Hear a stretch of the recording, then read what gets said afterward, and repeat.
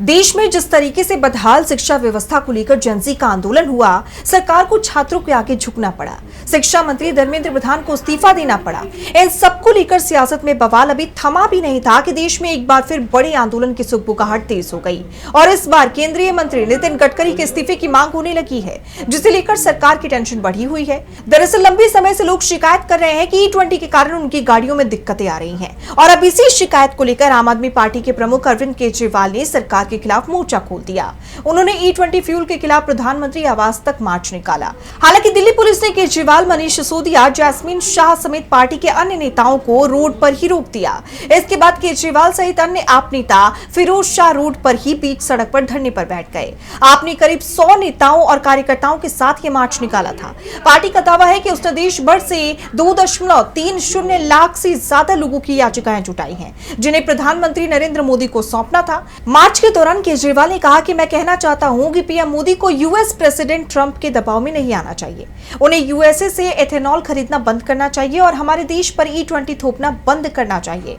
मुझे उम्मीद है कि प्रधानमंत्री हमें फोन करेंगे। हमने प्रधानमंत्री को मैसेज भेजा है, हम उनसे मिलना चाहते हैं। संघर्ष जारी रहेगा। कहना चाहते हैं कि ट्रंप के दबाव में मोदी जी ना आए।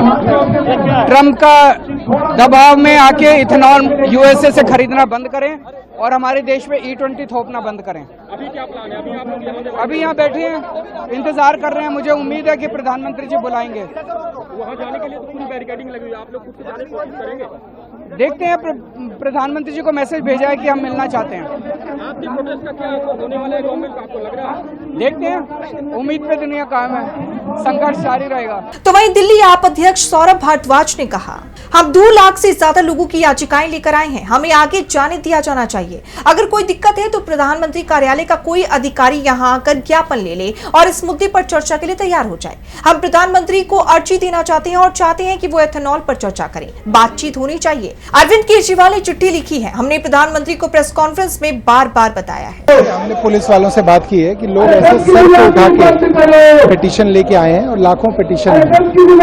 इन पिटीशन को हम प्रधानमंत्री जी को देना चाहते हैं और चाहते हैं कि प्रधानमंत्री एथेनॉल के ऊपर चर्चा करें और इसके लिए इतने पुलिस बंदोबस्त की आगे दंडों की लाठों की जरूरत नहीं थी। हम आज भी बात करने के लिए तैयार हैं।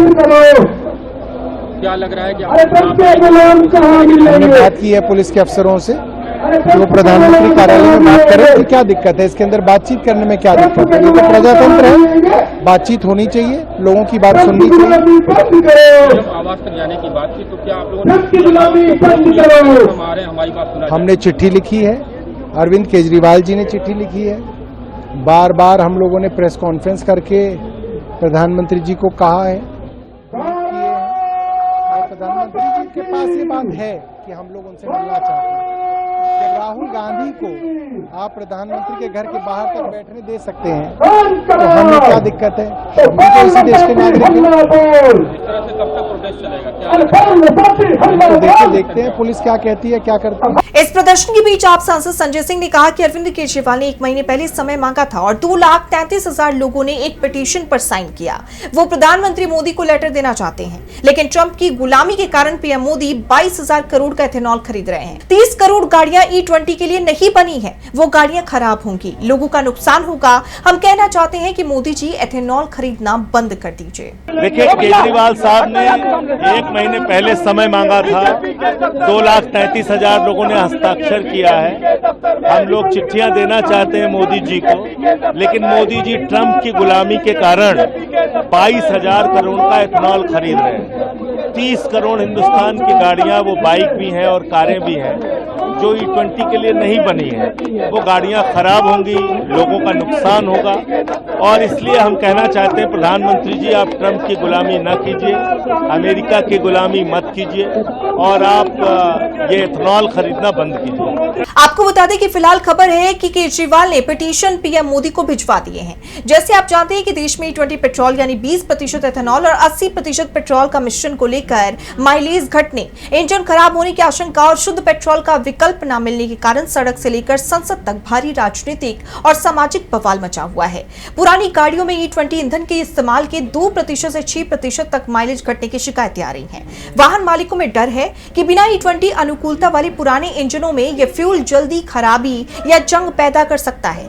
जनता और राजनीतिक दलों द्वारा पेट्रोल पंपों पर सामान्य शुद्ध पेट्रोल यानी E0 का विकल्प उपलब्ध कराने की मांग की जा रही है। तो वहीं इस मामले में ministry of petroleum and natural gas के मुताबिक एथेनॉल ब्लेंडिंग का मुख्य उद्देश्य विदेशी कच्चे तेल पर निर्भरता कम करना और किसानों की आय बढ़ाना है। सरकार ने संसद में स्पष्ट किया कि परीक्षणों में E20 से इंजन फेल होने या असामान्य क्षति का कोई प्रमाण नहीं मिला है और वाहन निर्माता कंपनियां वारंटी का पूरा सम्मान कर रही हैं। फिलहाल E20 को लेकर सरकार जो दावे कर रही है वो जनता के बीच खोखले साबित हो रहे हैं। इस मार्च के बाद केजरीवाल ने प्रेस कॉन्फ्रेंस कर सरकार की घेराबंदी भी की। उन्होंने कहा, अभी पंजाब विधानसभा में प्रस्ताव पारित किया गया है कि E20 जो है वो विड्रॉ किया जाए। E20 जनता के खिलाफ है और प्रधानमंत्री जी को ट्रंप का दबाव नहीं मानना चाहिए। गोवा के अंदर हमारे 2 MLA हैं, गुजरात के अंदर हमारे 5 MLA हैं, गुजरात में और जम्मू कश्मीर में 1 MLA है। तो जम्मू कश्मीर, गुजरात और गोवा में भी हमारे MLAs जो हैं वो प्रस्ताव पेश करेंगे। पास होगा कि नहीं होगा हमें मालूम है, क्योंकि वहाँ बीजेपी की गवर्नमेंट्स हैं इन दोनों राज्यों में, तो कम से कम गुजरात में और गोवा में, तो वो पास तो नहीं होने देंगे, लेकिन हम पेश करेंगे उन दोनों जगह भी प्रस्ताव की E20 को विड्रॉ किया जाए। केजरीवाल ने सरकार पर यह भी आरोप लगाया है कि जब आज पार्टी पिटीशन देने पहुंची थी तो सरकार ने मिलने से मना कर दिया। आज हम उन्हें पिटीशंस देने के लिए निकले थे, उन्होंने जवाब दिया कि मैं नहीं मिलूंगा। तो बेसिकली ये तानाशाही की वो दिखाता है। जिस तरह से उन्होंने नीट वाले पूरे एपिसोड में तानाशाही दिखाई, ऐसे ही इस पूरे E20 के मुद्दे पे जिस तरह से वो अड़े हुए हैं, उनकी सरकार ने खुद पार्लियामेंट में माना है कि हाँ माइलेज तो कम होती है पर थोड़ी होती है। हाँ उसके इंजन के पार्ट तो खराब होते हैं पर रबड़ के पार्ट खराब होते हैं।